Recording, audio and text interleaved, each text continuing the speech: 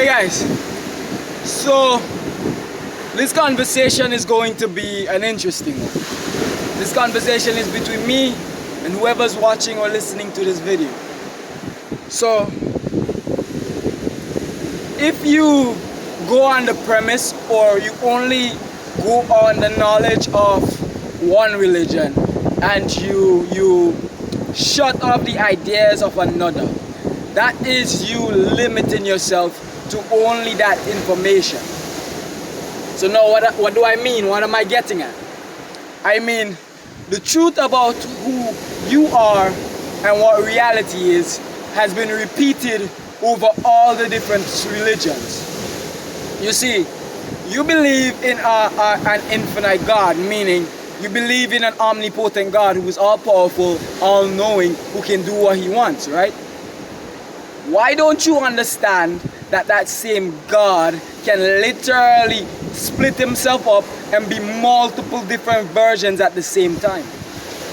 Why are you limiting him to either A, not existing, or B, only existing in one religion?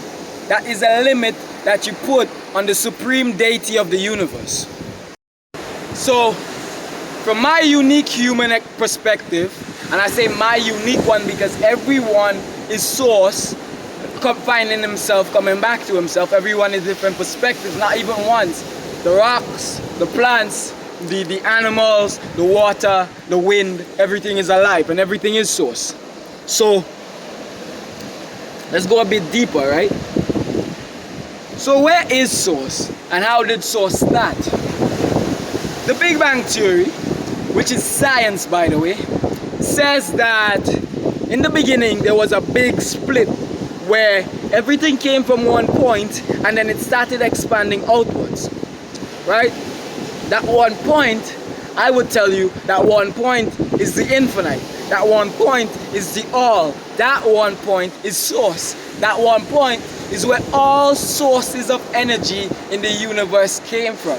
That singular beginning, right? So in Taoism it is said that it was the eternal darkness or the eternal womb, right? And that womb was split into two. That womb was split into yin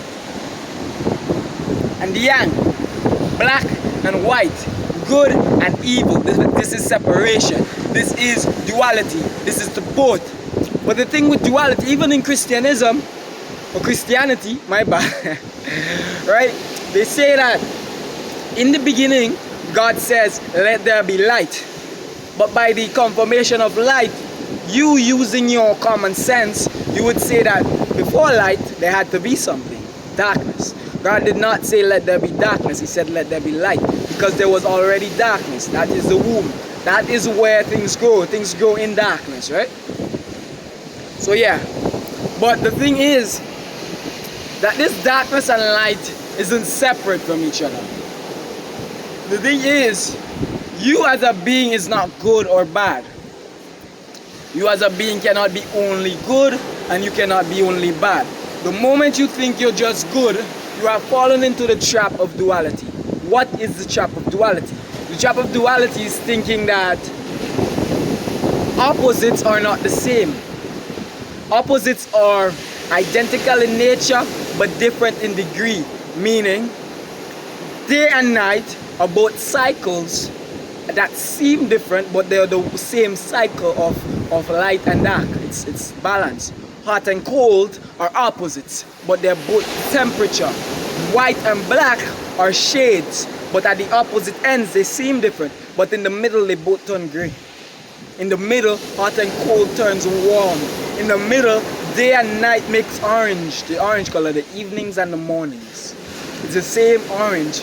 In the middle, they balance each other, right?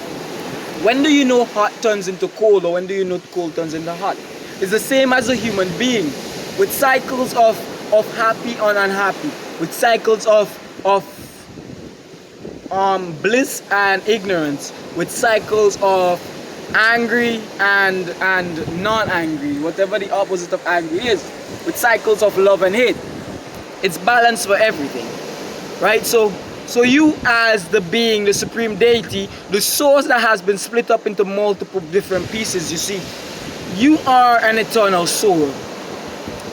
Energy, the law of energy states that energy cannot be created or destroyed, but changed from one state to another. This is why you have deja vu. Because you as a soul was never created and you were never destroyed. You just changed a bunch of states over time. So what does that mean? It means that this body changes, but my energy that controls this body, it can never change. The pineal gland inside my head is seen as the seat of the soul. It's seen as where my soul sits and controls this machine, because this is a machine. This body is a machine. This body, it's my body, right? It belongs to me. Now who am I? Right? My skin belongs to me, my lips belong to me, my earrings belong to me, my rings belong to me, my handband belongs to me. Just as my body belongs to me. Now who am I? I am source. I am the one that existed in the beginning of time. I never was created and I can never be destroyed. I can just change states over time. Whether it be different dimensions, whether it be different realms, whether it be different bodies. I have incarnated over millennium. I am an eternal soul. Now, you are not a body with a soul. You are a soul operating a body. I'll say this again. You are not a body with a soul. You are the soul operating the body. And that soul is the breath of God. Now, what have I found in religion? Religion repeats itself. So the truth, what has been done is that what existed on earth before you right now, every human being that might be listening to this video and has reached this 6-minute mark, what existed on earth before now has been entities and demons. Right? There have been humans, but the entities and demons are always there and they're always controlling the narrative. No. The narrative that has been told is they make the books that explain who you are, they make it extremely big and hard to understand. You see, if I want you to gain an idea or grasp an idea, I wouldn't give you this big ass book and tell you, hey, memorize this thing. I would actually put it in the simplest form so that you may get it, so that you may understand it.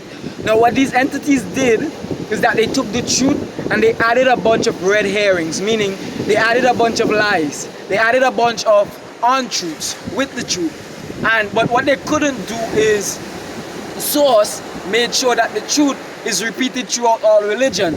So the truth that is repeated is there's a God and there is a Son of God. And that Son of God basically tells everybody that you are all children of God. I look down and there's a tornado spinning down there, so this is a confirmation, right? So the Son of God basically explains to everybody that you are all children of God. You are all pygmies of God. You're all the same source. Now,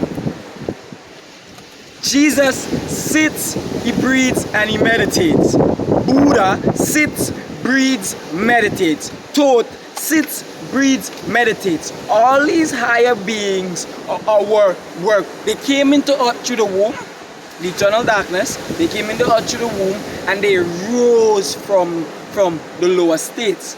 Now the lower state is, we have 8 minutes on the timer and this is a 10-minute video, but there's another video that will follow up, right? So follow like for part 2, but we'll continue, right? So the lowest state is hell. Hell is hell. Hell is the lowest state of vibration. You are a fallen star.